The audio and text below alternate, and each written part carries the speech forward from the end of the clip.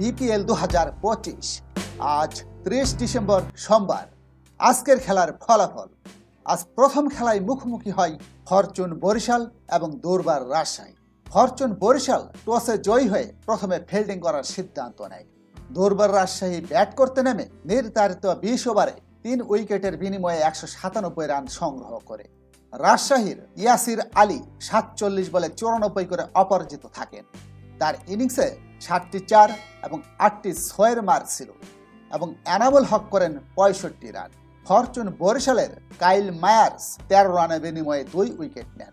জবাবে ব্যাট করতে নেমে ফরচুন বরিশাল 18.1 ওভারে 6 উইকেটের বিনিময়ে লক্ষ্যে পৌঁছে যায়। ফরচুন বরিশালের মাহমুদুল্লাহ রিয়াদ 26 বলে 56 রানে অপরাজিত থাকেন। তার ইনিংস 5টি 4 এবং 4টি 6-এ সাজানো ছিল।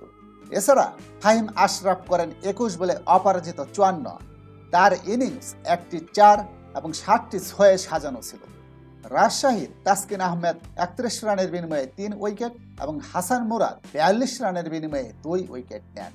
ম্যান অব দ্য ম্যাচ নির্বাচিত হন মাহমুদুল্লাহ রিয়াদ।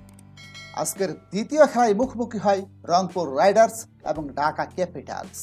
ঢাকা ক্যাপিটালস টসে জয়ী হয়ে ফিল্ডিং করার সিদ্ধান্ত নেয়।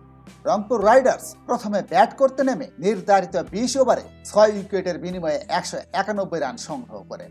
রংপুর রাইডার্সের ইফতিকার আহমেদ করেন 49 রান, খুশদিল শাহ 46 রানে অপরাজিত থাকেন এবং সাইফ হাসান 40 রান করেন। ঢাকার আলাউদ্দিন বাবু 3 উইকেট নেন 43 রানের বিনিময়ে। মুকিতুল ইসলাম 27 রানের বিনিময়ে নেন 2 উইকেট। জবাবে ব্যাট করতে নেমে ঢাকা ক্যাপিটালস নির্ধারিত 20 ওভারে 9 উইকেটের বিনিময়ে 151 রান করতে সক্ষম হয়। ফলে রংপুর রাইডার্স 40 রানে জয় পায়। ঢাকা ক্যাপিটালসের লিটন দাস করেন 31 রান, তানজিদ হাসান করেন 30 রান। রংপুর রাইডার্সের মাহিদি হাসান 27 রানের বিনিময়ে নেন 4 উইকেট। খুশদিল শাহ 15 রানের বিনিময়ে নেন 2 wicket. Man of the match নির্বাচিত হন রংপুর রাইডার্সের খুশদিল শাহ। সাথে থাকার জন্য সবাইকে ধন্যবাদ।